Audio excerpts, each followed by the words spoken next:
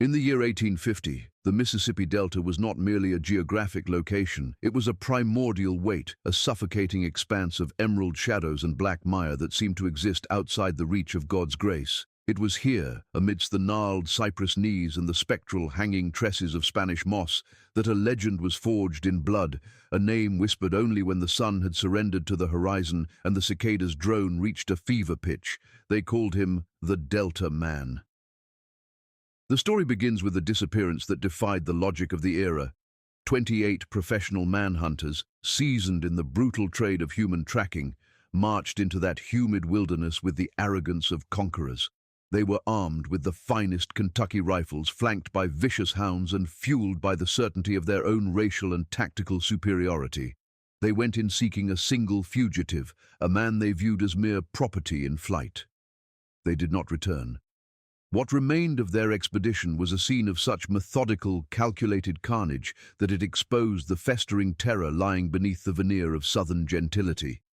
To understand the violence that followed, one must first understand the man, Cain, and the merciless environment of Thorne's Folly that had shaped him into something far more dangerous than a runaway. Thorne's Folly was a sprawling monument to human agony, a plantation carved out of the raw, recalcitrant swamp by the sheer force of enslaved labor. Its owner, Elias Thorne, was a man whose cruelty was not born of sudden temper, but of a cold, systemic calculation. He viewed his laborers not as sentient beings, but as renewable, expensive tools designed to extract wealth from the unforgiving earth. To Thorne, the Delta was a beast to be tamed, and he used the bodies of men like Cain as the harness.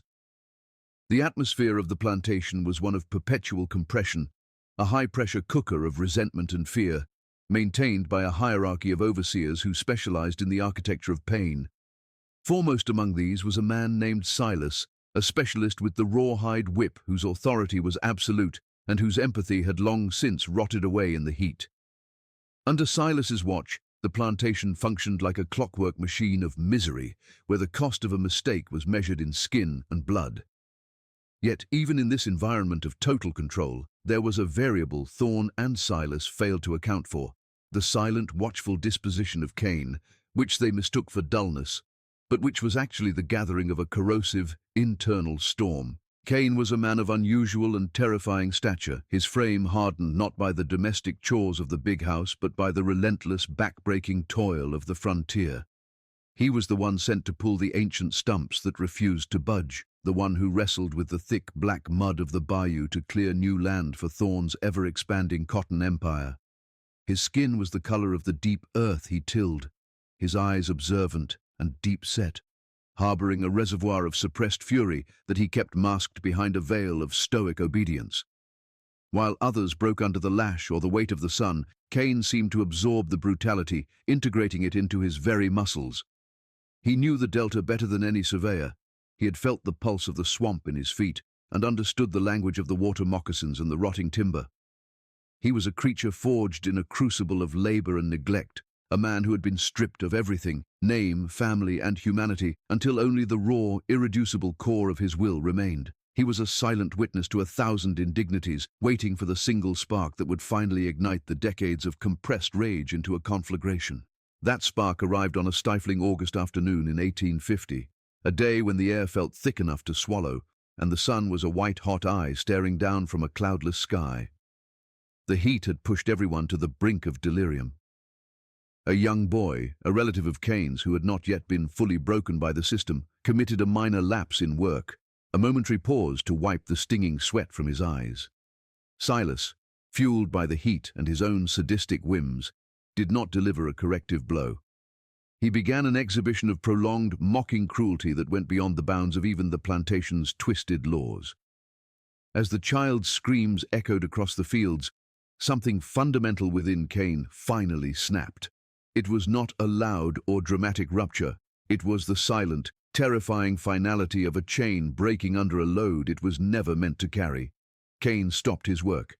He dropped his heavy iron hoe and straightened his massive frame, turning toward the overseer with a gaze that suddenly held the weight of a death sentence. The transition from property to predator happened in a heartbeat, and the world of Thorne's Folly would never be the same. The confrontation was swift, total, and horrifying in its lack of hesitation. Silas, accustomed to the immediate, paralyzed submission of his victims, laughed as he saw the large man approaching, raising his whip to teach a final lesson in hierarchy. That laugh was the last sound Silas ever made. Cain did not beg, he did not shout, and he did not flee. He moved with an unnatural, predatory speed that defied his size, his hands, calloused and powerful from years of wrestling the earth, closing around the overseer with the force of a vice.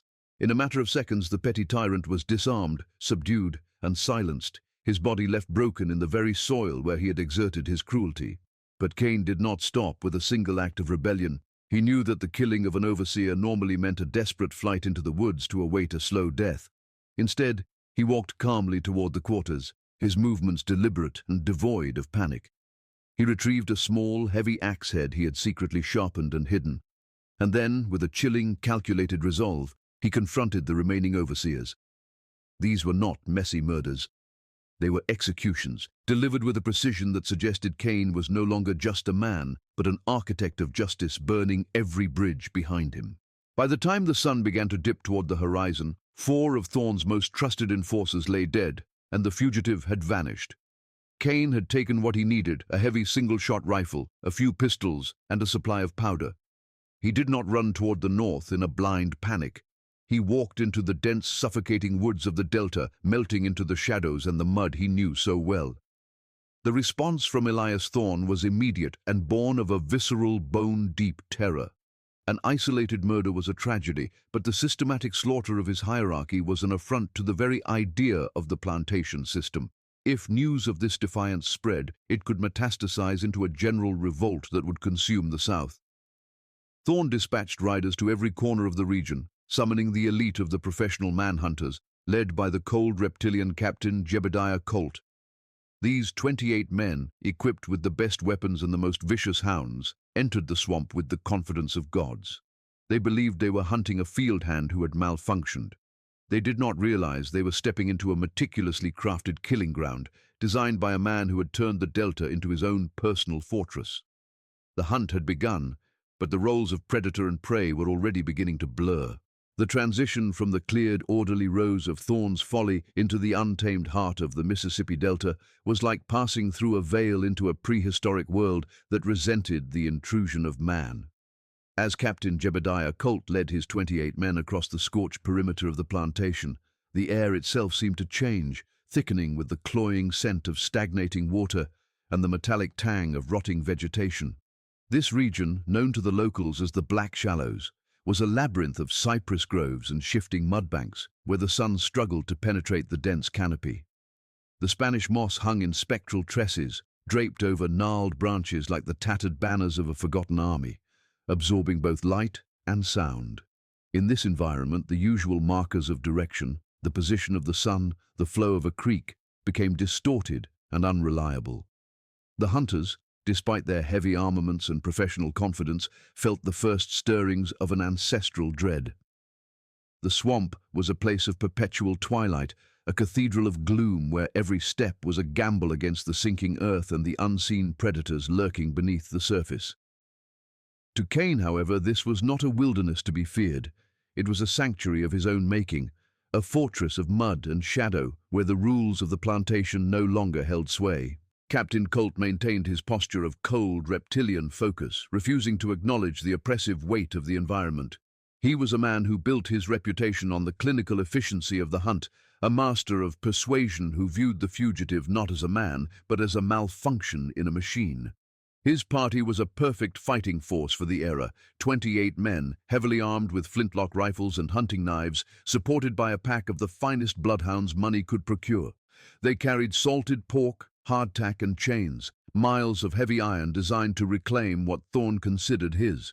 Colt's strategy was simple: push hard, follow the dogs, and break the fugitive's spirit before the first nightfall.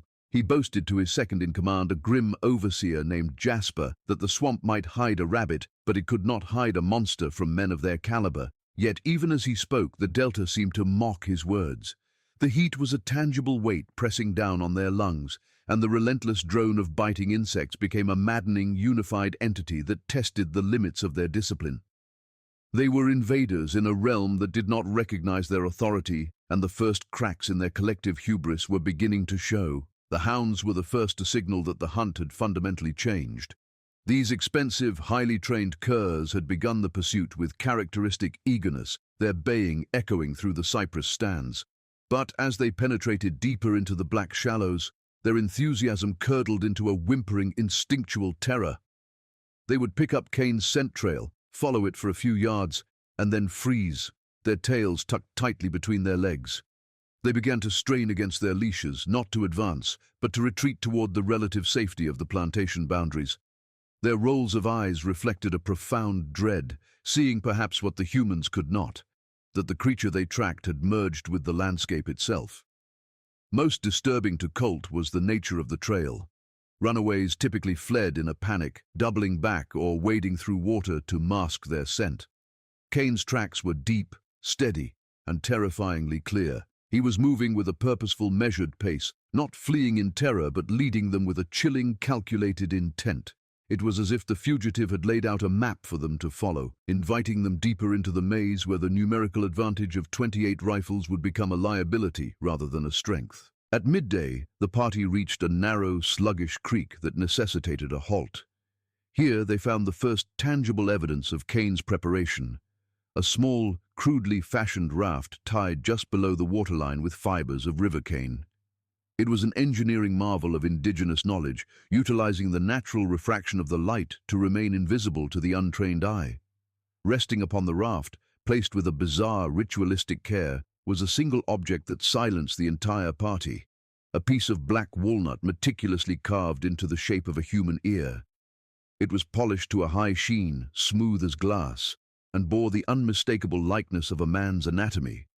This was not the work of a panicked field hand. It was a message of controlled engagement. It informed the hunters that their quarry was not only aware of their presence, but had found the time and the calm to whittle tokens for their distraction. The psychological impact was immediate. The men, who were accustomed to commanding fear, now felt it coiling in their own stomachs. They realized that the monster they were hunting was a strategist who saw them clearly, even as he remained invisible within the swaying curtains of moss. The first blood was drawn late in the afternoon, as the low sun cast long, distorting shadows through the groves. A young scout named Hollis, who had spent the morning boasting of the easy bounty, moved slightly ahead of the main column to investigate a patch of sawgrass. The silence of the swamp was suddenly broken by a wet, sickening gurgle. There was no scream, no gunshot, and no struggle. When the party rushed forward, they found Hollis collapsed in the murky water, his life spilling out from a horrific wound in his throat. He had stepped on a tripwire fashioned from a thin vine, which had triggered a fire-hardened cypress stake hidden vertically beneath the surface. The trap was medieval in its simplicity, but terrifying in its effectiveness. The stake had been smeared with a dark, foul-smelling mixture, a blend of mud and river fever rot that ensured any survivor would suffer a slow, agonizing corruption. 27 men now stood huddled together, looking at the body of their comrade, realizing that the landscape itself had been weaponized against them. The hunt had inverted. The predators were now the prey, and the architect of their destruction was watching them from the shadows, counting his remaining targets. The sun began its final descent, sinking below the horizon and plunging the delta into a darkness thick enough to chew. The air grew colder, but the humidity remained, wrapping around the hunters like a damp shroud. Captain Colt, refusing to acknowledge the creeping paralysis within his ranks, ordered a temporary camp on a small rise of ground. He demanded fires, but the damp wood only produced a thick, choking smoke that obscured their vision further. The men sat in a circle, their rifles clutched to their chests, their eyes darting toward every rustle of the leaves or distant croak of a bullfrog. Every sound was now a potential threat, every shadow a glimpse of the Delta man. They had entered the swamp with 28 souls. They were now 27, and the first night had not even truly begun. They were trapped in a primeval cathedral of Cain's design, being stalked by a man who had discarded his chains to become a force of nature. The silence was no longer an absence of sound. It was the presence of a predator who was systematically reducing their numbers, not through a frontal assault, but through the patient application of fear and engineering. The darkness of the first night was not a mere absence of sunlight, it was a physical weight, a thick, ink-black presence that seemed to pulse with the ancient, indifferent heartbeat of the Delta. Captain Colt's men huddled around a fire that refused to cast more than a few feet of flickering amber light, the damp wood spitting and hissing as if in protest of their presence. It was during this long, sleepless vigil that the second blow was struck, not against their bodies, but against their sanity. Near the edge of the campsite, protruding from the muck like skeletal fingers, were 27 hand-carved wooden stakes. Each one bore a crude but unmistakable caricature of the remaining hunters, etched with a razor-sharp blade. One of the men stared in horror at a stake bearing his own likeness, a jagged line cut across the throat. The markers were numbered in a chilling sequential order, starting not from the beginning, but from the number 2. The first stake, presumably representing the fallen Hollis, was missing, suggesting it had already been collected. This was a census of the damned, a declaration that the fugitive was not merely running for his life, but was systematically accounting for theirs. The message was paralyzing. The Delta man knew their names, their faces, and exactly how many of them were left to die. As the midnight hour approached, the humidity finally broke in a violent, thunderous deluge that turned the swamp into a churning cauldron of shadow and lightning. The storm was a true Delta monster, a wall of water that drowned the fire and turned the earth into a treacherous slurry of mud and roots. In the chaotic strobes of lightning, the gnarled cypress trees looked like lunging giants, their Spanish moss whipping in the wind like the tattered shrouds of the dead. The men, blinded by the rain and shivering with a cold that seeped into their marrow, attempted to find shelter under a makeshift canvas lean-to. It was amidst this cacophony of thunder and crashing branches that the next execution occurred. Elias Vance, the youngest and most boastful of the party, had been tasked with guarding the perimeter. He stood near a massive black oak, his silhouette briefly visible with every flash of heavenly fire. There was no gunshot, no cry of alarm, only a wet, sickening snap that was instantly swallowed by the roar of the storm. When the lightning flashed again, Vance was gone. The men lurched into the darkness, their hearts hammering against their ribs, calling out into the void. They found him only when the storm began to abate, pinned beneath the weight of a waterlogged log that had fallen with the precision of a guillotine. The death of Elias Vance was a masterclass in the weaponization of the natural world. This was no accident of nature or simple falling branch. It was a complex mechanism of engineering that defied the hunter's perception of a primitive fugitive. A thin, nearly invisible strand of tough river cane had been used as a tripwire, anchored to a flexible young sapling that had been bent double and held in high tension. When Vance stepped into the designated killing zone, the tension was released, propelling a massive dead-weight log from its perch 10 feet above.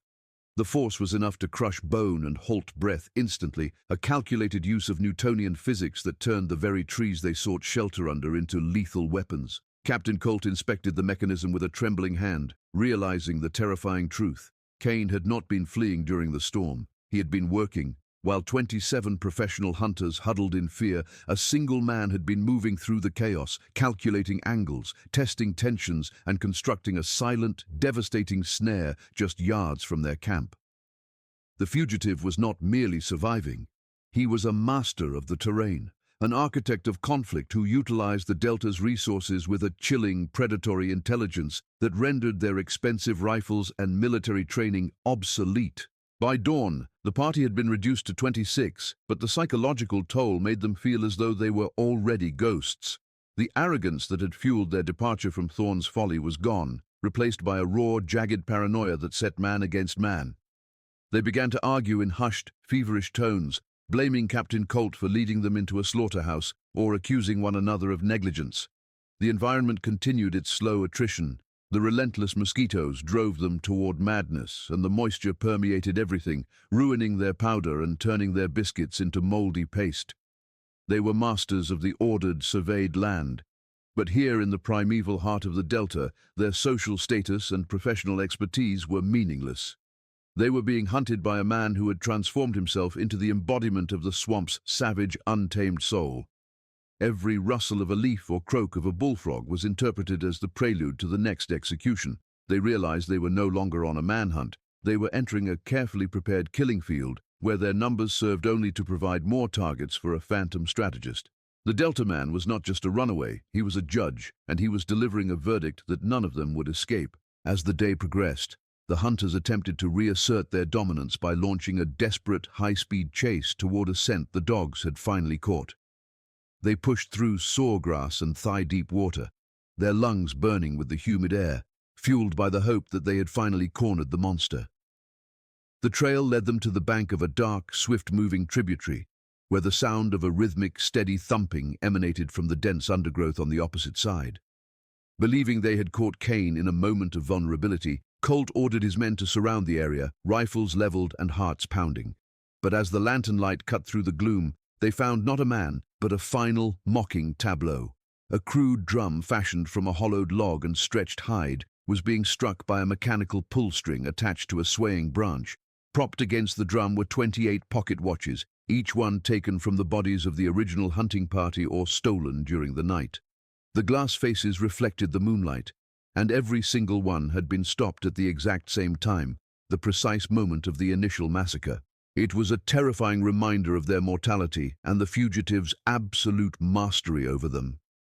They were not closing in on him. He was moving miles ahead, leaving behind a heartbeat in the mud to remind them that their time was already spent. The news of the 26 remaining hunters, paralyzed and diminishing, eventually reached the ears of the governor in Jackson, sparking a visceral, bone-deep panic that transcended mere financial loss. This was no longer a matter of reclaiming property. It was a crisis of state security. The potential for this singular, impossible defiance to ignite a general insurrection among the enslaved population was a nightmare that kept the ruling class awake in their mahogany-furnished bedrooms. In response, a state-sanctioned escalation was ordered, transforming the Delta into a theater of war. A detachment of state militia, led by the rigid and unimaginative Major Hawthorne, was deployed to reinforce the crumbling morale of Colt's men. They brought with them the disproportionate might of field artillery and repeating rifles, a massive, clumsy response to a single man who fought with the shadows. They attempted to impose martial law upon the mud, constructing high fences of sharpened stakes to bottle the fugitive within a 100-square-mile zone. Yet, as the military machinery moved in, the truth remained a whispered contagion in the kitchen halls and slave quarters, that a single spirit of vengeance was dismantling the foundations of their world, one life at a time. The governor's dread was not of the man, but of the math. If one could do this, what could 1,000 do? While the masters plotted their military maneuvers, a different narrative was being etched into the hearts of those who toiled beneath the Delta sun. The name of Cain had been erased from the official ledgers, replaced by a title bestowed in fearful reverence, Il Mostro Delta, the monster of the Delta. To the enslaved, he was becoming something more than a man. He was a manifestation of centuries of accumulated sorrow and unexpressed rage, a ghost who wore the Spanish moss as a shroud and dissolved into the black water at will. The stories grew in the telling, that he could speak to the water moccasins, that the cypress trees bowed to clear his path, and that he was guided by the ancestors of every soul who had died in the black shallows. This legend was a hidden fire, a quiet promise of liberation that made the overseers' whips feel lighter and the plantation walls feel thinner. The authorities tried to suppress the tales, but the more they bolstered their defenses, the more they validated the power of the one they sought. The Delta man was no longer just a fugitive, he was an idea, and as the hunt continued, the hunters realized they were fighting a myth that they themselves had created through their own systemic cruelty. He was the ghost they had birthed in the fields of Thorne's Folly, now returned to collect a debt that could only be paid in blood. The professional trackers imported from Kentucky and Tennessee, men who had faced down outlaws and desperate soldiers, found their cynicism eroded by the Delta's relentless, humid malice. Silas, a hardened Georgian who had spent decades in the trade, discovered a small, meticulously carved wooden doll deep within a maze of willow roots where a scent trail had vanished. The figure was dressed in the tattered remains of a field hand's shirt, its face etched with a wide, mocking smile and eyes made of polished river stones that seemed to track the observer's movement. It was a taunt of superior intelligence, a reminder that the monster was not just observing them, but analyzing them. The systematic reduction continued with a chilling, surgical precision. Men vanished during the changing of the guard, or were found hours later, silenced by the very environment they were trying to conquer. The psychological toll was a slow-acting poison. Sleep became a luxury of the dead, and every snapping twig was interpreted as the final approach of the executioner. The hunters were no longer focused on the bounty. They were trapped in a death struggle with an entity that utilized the laws of nature as his primary allies.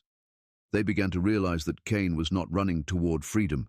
He was already free, and he was staying in the swamp to ensure they never would be. The audacity of the Delta Man reached a new height during a moonless night when the militia's camp was supposedly secured by a double perimeter of guards. A young, feverish hunter, already half-mad with exhaustion, claimed to have seen a figure standing at the very edge of the firelight, a man of impossible stature, silent and motionless as a cypress statue, staring directly into the heart of their encampment. When the alarm was raised, the figure vanished like smoke, leaving no tracks in the mud. However, the true horror was discovered minutes later. The hunter's heavy repeating rifle, which had been leaning against his bedroll, was gone. It had not been taken with violence, but with a stealth that defied the senses. The message was unmistakable. The perimeter was an illusion, and their most advanced weaponry was merely an inventory for the fugitive to collect at his leisure. This theft shattered the last remnants of the men's discipline. If the monster could walk into the center of their firelight and disarm them while they watched, then no wall or fence could truly protect them. They were no longer the hunters. They were merely the inventory of a force that operated on a plane of existence they could not comprehend. The fear was no longer about death. It was about the absolute powerlessness of their civilization against his resolve. By the end of the third week of the military-backed hunt, the original force of 28 had been whittled down to a desperate, hollow-eyed trio: Captain Beaufort, the overseer Davies, and the veteran Silas. They were the ghosts of the proud vanguard that had marched out of Thorne's Folly, their fine clothes reduced to tattered rags caked in the foulness of the swamp. They huddled together on a small rise of ground, the air around them thick with the metallic tang of blood and the scent of stagnating water. Beaufort, whose identity was tied to the absolute order of the plantation system, refused to admit defeat, yet his knuckles were white as he gripped his last remaining firearm.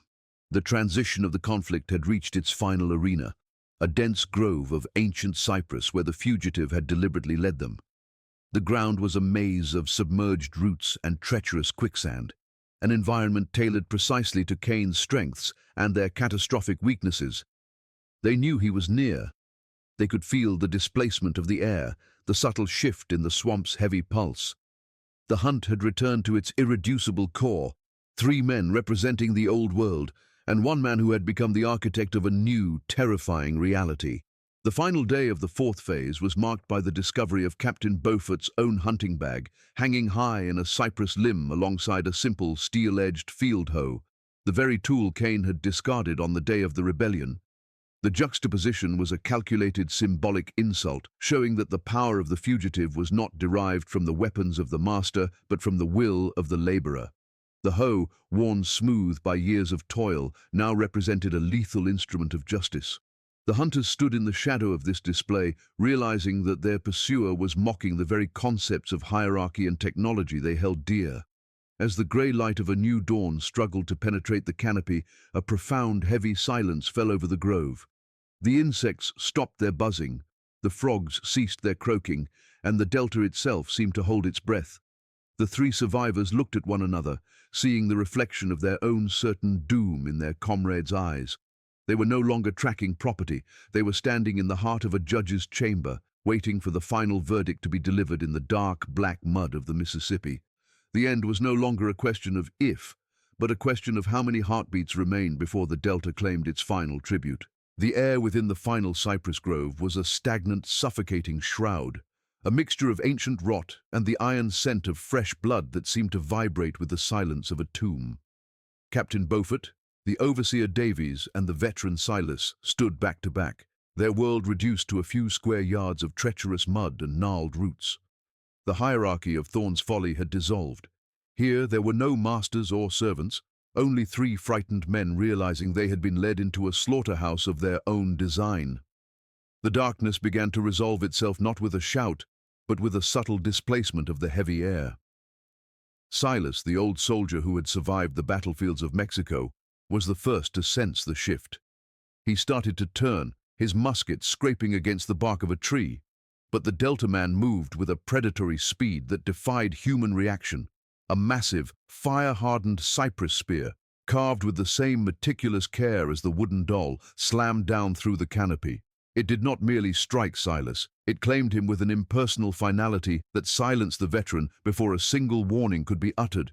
He was transformed instantly from a defender of the old order into another piece of swamp detritus, leaving Beaufort and Davies alone in the grey, spectral light of the approaching dawn. Davies, the younger overseer whose identity was forged in the sadistic use of the lash, finally shattered.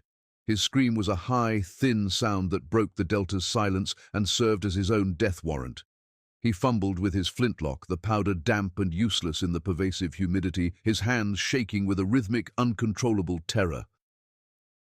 The fugitive emerged from the shadows not as a man, but as a sculpted mountain of mud and fury. In his grip was a heavy length of iron chain, a literal fragment of the bondage meant for him, now repurposed into a weapon of devastating momentum. As Beaufort roared in a mix of aristocratic rage and mounting despair, Cain used the chain to disarm the captain, the metal shattering the wooden stock of the rifle with a single, resonant strike. Davies was seized by a hand that had spent decades wrestling the recalcitrant soil of the South, his breath stolen by a grip that felt like the earth itself closing in. In that final moment, looking into the deep-set, observant eyes of the Delta Man, Davies saw no insanity or hatred. He saw only a profound, devastating emptiness, the look of a man who had crossed a boundary from which there was no return to deliver a necessary, tragic justice. Only Captain Beaufort remained, a man whose entire existence was predicated on the belief that he was the master of all he surveyed. He stood unarmed, his fine linen shirt caked in the foulness of the black shallows, facing the giant who had systematically erased his command. The fugitive did not rush. He approached with the slow, deliberate pace of a laborer returning home after a long day in the fields. In his hands he carried the steel-edged hoe, the primary instrument of his former servitude. The final blow was delivered with the controlled power of a man who had swung that tool for every waking hour of his miserable life, a symbolic inversion of power that crushed Beaufort's ribs and pinned his soft, unused hands to the dark mud. As the captain lay gasping, Cain leaned in, whispering a sound that Beaufort would never live to share, a low, resonant vibration that belonged both to the man and to the mournful history of the Delta itself. It was not a cry of triumph, but a deep, ancient sorrow, a curse spoken in the language of the swamp. When the sun finally broke through the canopy, painting the scene in a shocking, clinical clarity, the last of the hunters was silenced, and the Delta Man had vanished into the boundless wilderness, leaving only the water to move. 2 days later, a second, much larger search party, supported by state militia, dared to penetrate the heart of the cypress grove. What they found was an abattoir that challenged the very definition of humanity. The bodies of the 32 men, planters, trackers, and overseers, were scattered among the roots, their weapons shattered and their faces frozen in masks of visceral, final terror. The realization of the scale of the massacre sent a shockwave through the region that was more damaging than any armed revolt. If the truth were known, that a single man, armed only with a field hoe and a corrosive internal fury, could annihilate an entire force of professional hunters, the entire foundation of the plantation system would crumble into dust. A conspiracy of silence descended upon the Delta, as hard and cold as the steel that had killed Beaufort. Official reports were immediately falsified, attributing the losses to swamp fever, natural disasters, or a band of northern vagrants. The name Cain was scrubbed from the ledgers of Thorne's Folly, his existence denied by the very men who had once claimed to own him. They attempted to bury the truth as they buried the bodies, quickly, silently, and without the customary mourning of the ruling class. But the horror was too great to be contained by official decrees. The blood had seeped too deeply into the mud, and the story of Il Mostro Delta began to circulate like a fever through the slave quarters and the backwoods. In the flickering candlelight of the cabins, the legend was told with a reverent pride. He became the eternal shadow in the swamp, a silent sentinel who proved that the marginalized could roar back with primal ferocity. He was no longer a man who had escaped, but a force of nature who had stayed behind to guard the borders of defiance. To the planters, the sounds of the night, the snapping twig, the heavy splash, were no longer just nature. They were the rustling cloak of the legend, a constant reminder that their world was built on a volatile foundation of suppressed violence. Cain was never found, no trace of his clothing or a footprint leading out of the marsh ever discovered. He simply dissolved into the geography of resistance, becoming a ghost who haunted the dreams of the masters and fueled the resilience of the oppressed. His act was not just survival, it was a devastating annunciation that freedom was always within the realm of possibility for those willing to pay the ultimate price. The legend of the Delta Man endures as a stark historical reality, a narrative etched not in parchment, but in the black water and deep mud of the American South. It is a reminder that the greatest horrors do not emerge from myth, but from the brutal, unyielding desperation born of human bondage. The tragedy of Thorne's Folly was not merely the loss of life, but the exposure of the deep, festering fear that lay beneath the veneer of Southern gentility. The knowledge that the tools of labor could, at any moment, become the instruments of a final, irreversible reckoning. Today, when the wind moans through the cypress knees and the Spanish moss sways in the humid air, it is said that the spirit of Cain still watches, a silent judge presiding over the ruins of the institution that tried to break him. His story remains a testament to the irreducible core of the human will, a shadow that history tried to bury, but which continues to flicker in the terrifying light of the truth. If you listen closely to the silence of the Delta, you can still hear the rhythmic, mocking beat of the drum in the mud, a heartbeat that reminds the world that some debts can only be settled in the darkness where the master and the monster are one and the same.